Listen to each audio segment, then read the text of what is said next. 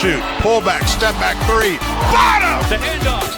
Jones for the tie. Oh, he's fouled! And one! He's still loose. Doherty the heave. Oh, my God! Southern Utah. Southern Utah is going to do something they've never done. Go to the NCAA tournament. Happy Whack Wednesday, everybody. It is the first week of August 2nd. And this week, we're on our second week of team previews.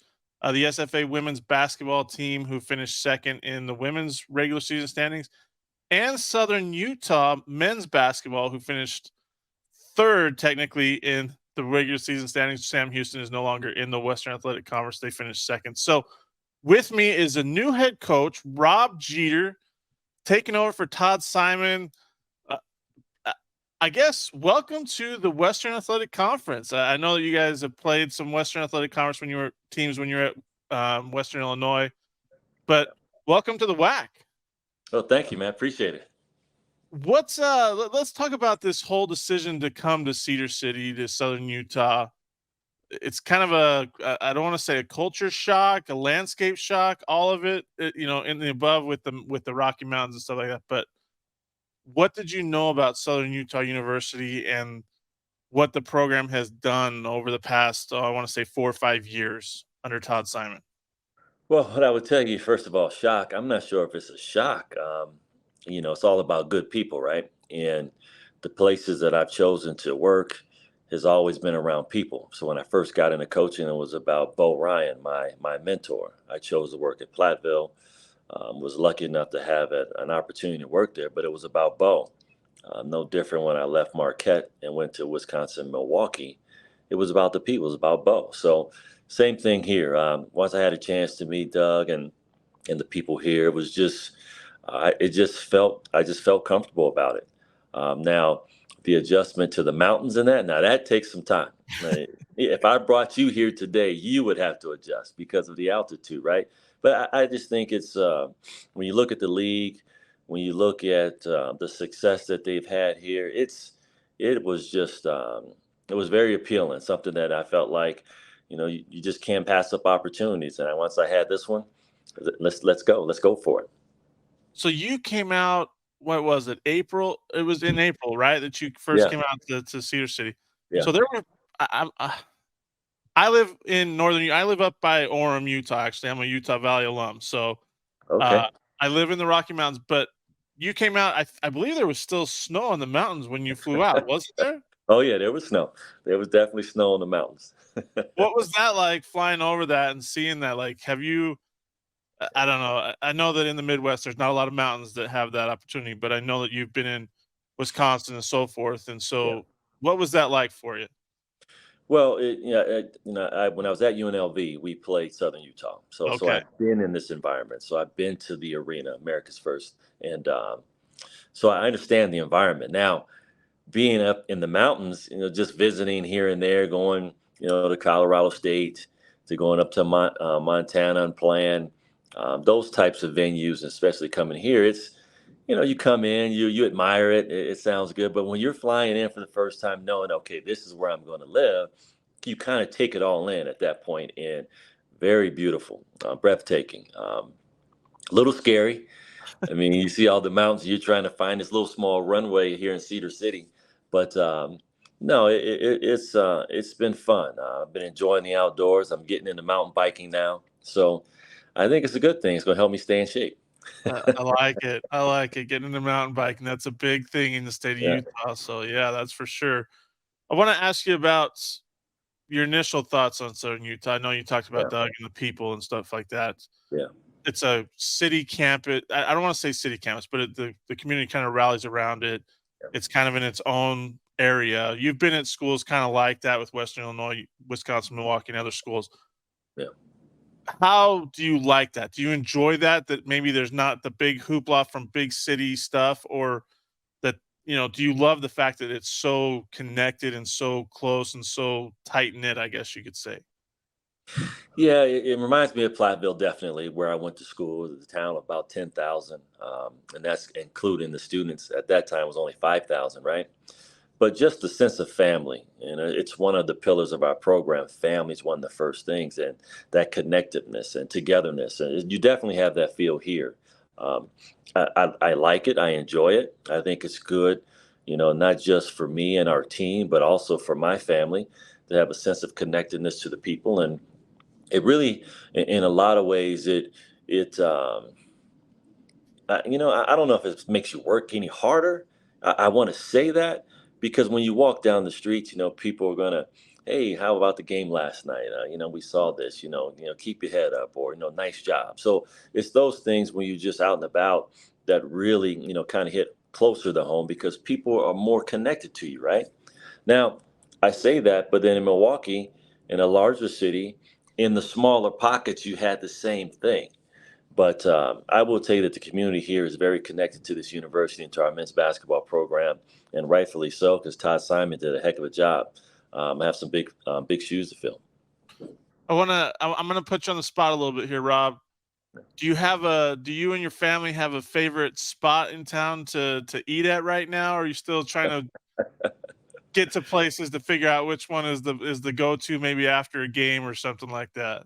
Well, there's quite a few good places, right? But what I will tell you that probably the unique place here, being in this area in this region, you have a lot of the Polynesian food, right? You have that flavor. So I think Mo Betta's and some of those places like that are just different for us, right?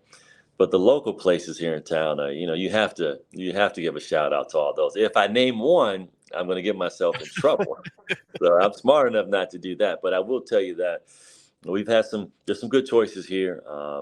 But I think that Polynesian flavor that is a little unique to this area is something that we're enjoying as well. Yeah. Okay, I got another kind of off the wall question for you real quick. After practice, maybe early morning on your way to practice or to a game or whatnot, you stop at the gas station. What Yeah. is your kryptonite snack that maybe your kryptonite when you go into a convenience store? I think this is a great question for a lot of people. For a lot of people. And why you say that? Why would you say that? Well, because everybody's trying to eat healthy and trying to, Yeah. avoid Yeah. all Yeah. the snacks but Right. Right. we all have our go-to snacks, right? Like You do. there's just something about stopping and with the fact that uh with the fact that you have to maybe go to Las Vegas to fly out to go recruiting or to go to St. George, you're always going to have a snack at some point. So it's always interesting to find out what people's favorite Yeah. go-to snack is when they go to the convenience store. So I figured I'd Yeah. ask the new guy in the WAC. Well, yeah, I've got a couple. One, Twizzlers. You give me a pack of Twizzlers, and yeah, I try to stay away from the big king pack, the jumbo pack, because I can go through those fairly quick. But I think, and I hate to say it, but my kids, anything flaming hot, I from like it. flaming hot Funyuns to Cheetos, it doesn't matter. I have a hard time staying away from those things. I like it. I Yeah. like it. Rob, what is you've been around college basketball forever, for a Yeah. long time. When you look at the Western Athletic Conference, I know some coaches have said, like when the Texas schools came in, they were thinking and asking their ID, like, what did you get me into kind of thing. I know Matt Feger had a very interesting reaction. The UTRGV coach had a very interesting reaction to the WAC schedule coming out last year. Mhm. What do you see in this landscape? What excites you about it, and maybe what causes some concern about it in regards to the competitiveness of this league? Because you saw how good it was Yeah. last year and what it's been. And most of those teams aren't going away. I mean, New Mexico State, Sam Houston obviously left, but Yeah. I mean, it's a really good mid-major basketball league. Outstanding. I think the one thing that jumps out at me is when you start looking at the overall wins that the top half of the league had, right? And you had teams in there, I think, with 28 wins. And we were one, I think, around 25, 24 wins. And yet finishing third or fourth in the league, that's impressive. Um, to be able to have that many wins, but yet not be number one in your league, just really speaks to the strength of the conference and the coaching that's here. I mean, in Big Ten, when I was in the Big Ten as an assistant on multiple stops, you see that all the time. You'll see those top teams always had 20 plus wins, and you know how tough that league was. And that would seem to get you an automatic bid into the tournament. Well, it's different for us in the WAC. That won't happen that way. However, there's outstanding coaches that have been at high levels here, great venues. You stretch and go all the way down to Texas and come along through Cali and all the way back up. The travel is important. The way your schedule will lay out, just trying to get from place to place. So these are the challenges, right? I'm not sure if you really look at anything and you say, okay, I'm really you have to embrace it, I guess is the best way to put it. You can't change it. You just have to deal with it and work with it. So, but it's an outstanding league, great coaches. You have to bring it every night. So we just have to figure out a way to get it done. And that's going to be a tough task in this league because it's an outstanding league. I don't know if people have talked to you. I'm assuming they may have brought it up in passing thus far. And as you get closer to the season or even closer to these games, they'll bring it up. But the rivalries that are being developed with Utah Valley and Utah Tech now, with being in state, being close as you are, does that excite you for those challenges? I mean, I know you're a college coach, and you may give that college coach answer of, I'm just excited to play competitive teams, opponent, whatever. But like those two games, kind of, I guess you're going to play them each twice. So 4 games right there. Yeah.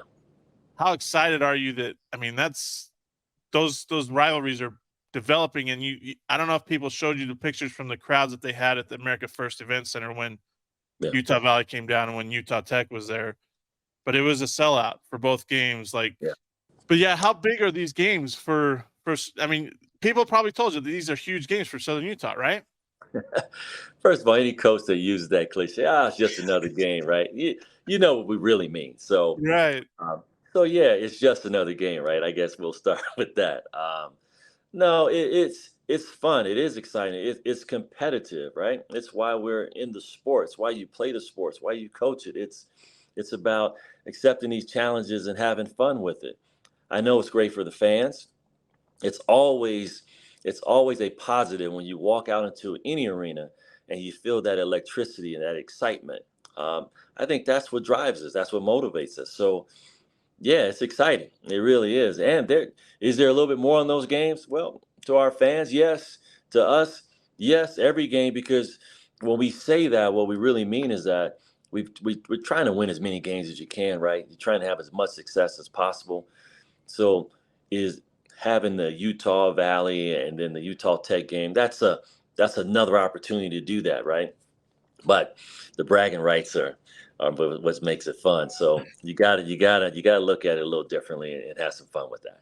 Absolutely. Yeah. Did you out of curiosity, did you get a chance to watch the WAC semifinal game between Southern Utah and Utah Valley last year in Las Vegas? I did not, but I will. I'm sure I'm gonna watch that on film here shortly. Oh yeah, that was quite the ball game. Quite the ball game. Yeah.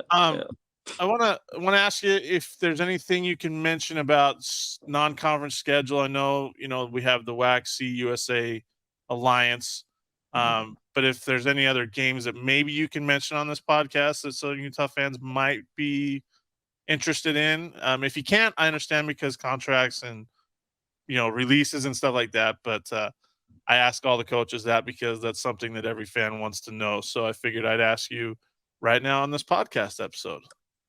Well, we're going to try to keep it local, and play some games. So we have Utah on our schedule. And then we have, I feel bad that I can't remember now, but it was there in the Mountain West. They're another big Utah school. Utah State. Utah State. I kept wanting to say Utah Valley, but Utah State. And the fans are going to be mad at me now. He can't even remember our name. But no, I have a lot of respect for Utah State playing, and UNLV going up there into the arena with the multicolored seats and that. It's a pretty cool event. But we try to do more of a local flavor to our schedule, knowing that it would be really challenging, very difficult games to win. But it gives us a chance to kind of make our way through the state and see some venues and do some things like that. So I think those two games on our schedule, the fans, especially here in Utah, would be excited to hear about. Yeah, Absolutely. I think that's great that, yeah, you have that mentality of getting local. I know that that's the way, it should be, yeah, playing those in-state games, I think. yeah. And, unfortunately, analytics and the Right. net rankings have kind of played a role in that situation. Uh, but I also want to ask you about the roster, kind of like your thoughts on it. You're putting together basically a whole new list. I know it's about relationships, and most Yeah. of these guys you brought in. But what excites you about this? What can fans kind of expect from maybe the playing style of Southern Utah, under Rob Jeter? Well, we're going to have fun. I think that's the one thing. And to do that, we got to get up and down and try to create more possessions if we can. Um, I think for us, I think the first thing that I would like people to see when they see our teams, to see a sense of family, a sense of togetherness, right? And then I think hopefully they'll see a team that's disciplined, that's going to play a way that is very clear to identify, who we are as a team, right? So we want to be connected. We got to have that family first feel. Play and discipline means shot selection. It means how we handle a little bit of adversity that may happen in the game, how we handle some success. But we have to have those types of things, and um, we're gonna shoot the ball from behind the arc. We're trying to create, we're trying to get more points on our possessions, but that's three from behind the arc and three the hard way too. So we have to get that ball inside and get to the free throw line. I think that is something that we really stress heavily. We've got to get to the line. So hopefully the fans will enjoy it. Again, as I mentioned earlier, we have some big shoes to fill offensively. Our team has been one of the tops in the league and across the country. I mean, he did a phenomenal job on the offensive side, and defensively they were solid as well. But I think when we think of Southern Utah, or at least when I was looking at the team, the first thing that jumped out of my mind was offense. Yep. So I don't want to. I want to continue with that. And if you looked at my teams in the past, we scored a ball. So we got to get up and down and have some fun. But I think discipline is the next thing that comes to mind after that. Yeah. Absolutely. Absolutely. I Yeah. like to hear that, getting up and down, but also having some discipline and playing Yeah. within Yeah. yourself, basically, and Yeah. using your strengths, right? Like that's what it's all about. And Yeah. I wanna finish up by asking you a question. It's kind of a new thing for new coaches coming in, but you've probably heard about it. The WAC resume seating system. Interesting, thoughts. I know that Can you there's. explain it to me? I can't figure it out. It's one of those things. I guess we'll just say you get points for winning ball games against Division I opponents, and you lose Yeah. points, and depending on where you lose or who you lose to or who you beat, you get more or less. Let's put it this way. My thought on it from last year is don't lose home games against teams you're not supposed to lose at home to, right? And I think that's every coach's thought is we shouldn't lose at home, period. Um, and then pick up a big win here or there in the non-conference slate, and it's very interesting. And so when you heard about it, now that you're in it, thoughts about the challenges of putting together a schedule to to stay atop it, or stay in that mix atop it, even though the analytics are kind of strange with it.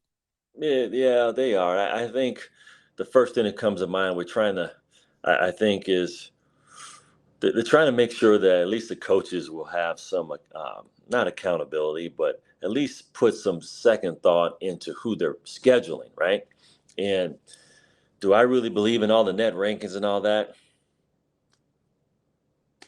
Hey, I like that. I'm with you right there with that thought. What you were, I you know. mean, yeah, I'm not gonna. I mean, it's all about winning the conference tournament Right. and preparing yourself for that. Those are my thoughts. So to do that, there's several ways to do it. You can schedule very difficult early, and then allow everything to kind of, work its way out at the end, or you can try to figure out ways to have success early so that when you go into your league, you have some momentum.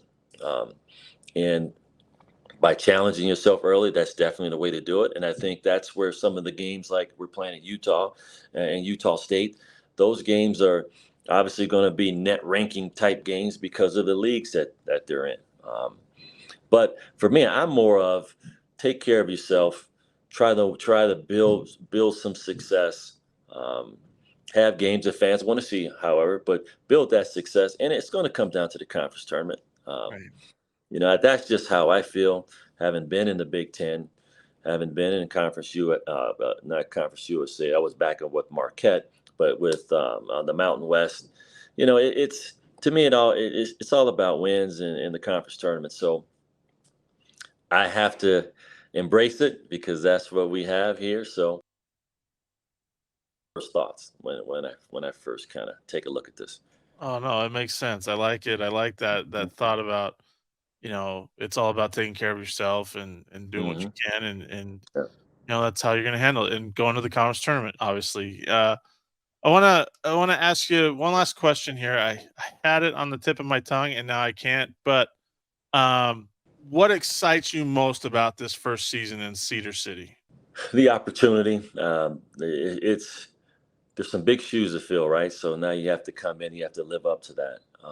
It's a fresh start, so many ways. I've been coaching now for close to 30 years in college, and every place I go to is always that excitement of, okay, there's something new. Um, I've enjoyed every stop, but and now it's Southern Utah. So I think the excitement of being here in a different environment, um, in a league that's very challenging. Those are the first things that come to mind for me. It's just kind of seeing how we can come out here into this area and do what we do and see if it works. See if we can have some success with it. I know we can, but it's exciting to kind of go through that process.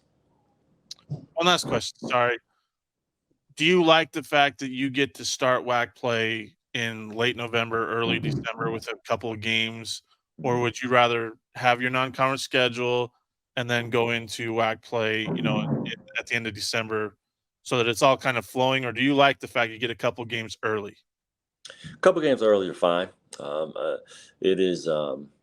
Especially when you win those two, because those two teams you see early are going to be way different late, right? Right. And so it does allow you to kind of, kind of get like a sneak peek or kind of get a taste of it early and then regroup. So I like that. And the leagues I've been in before, we've done that. So I've not had a problem with that. But yeah, it's you're hoping for home games on those first two. That's what you're hoping for. Absolutely. And speaking of home games, do you like the challenge that it's gonna be to get a lot of home games, non-conference wise at Southern Utah? I mean, that's kind of the way of mid majors anyways, but I figure I'd ask, coming to Cedar City, there's not a lot of it's a challenge from what I've heard. Well, that's what you want. You want it to be a challenge to get to your place. It's a beautiful city.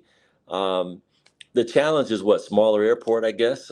St. George right down the road. Vegas not too far away. Um, Salt Lake's a little further, but that's what you want. You want it to be a challenge to get to your place. And being almost 6,000 feet in the air, that's even better. So, no, we're looking forward to that, and it's I'm really enjoying Cedar City. It's a beautiful place, beautiful people. So, but Have I you know it can get a little nasty in the arena, and that's what I'm hoping for. Yeah, yeah. Nasty in the arena and nasty in the winter. Let's put it that way. Well, I'm a Uh, Chicago guy, so I'm used to winters. okay, you're a Chicago guy. I get it. I love it. Uh, my dad actually taught at De La Salle Institute in Chicago 20 some 30 years ago. So There I've you go. been in those Chicago winters too. So I feel you. Uh-huh. Rob, have you been in any national parks since you've been in town? You just been too busy putting together the roster and the schedule and getting adjusted so far?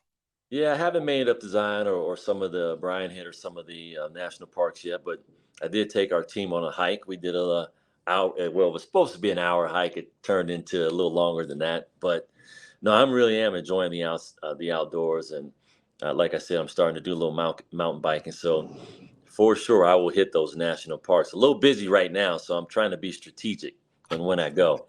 So right now is probably not the best time to go. Hey, absolutely. 100% agree.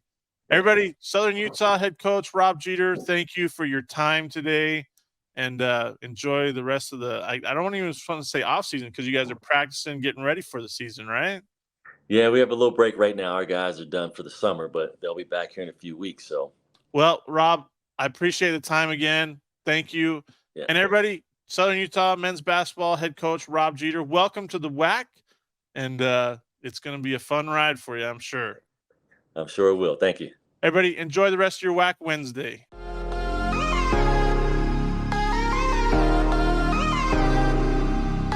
Thanks for listening to the Straight Outta WAC podcast. You can find us on Apple Podcasts, Spotify, and other podcasting platforms. Be sure to subscribe so you never miss an episode. Remember to follow us on Twitter at WAC Hoops Digest and Facebook under WAC Hoops Digest for all your WAC Hoops news and information.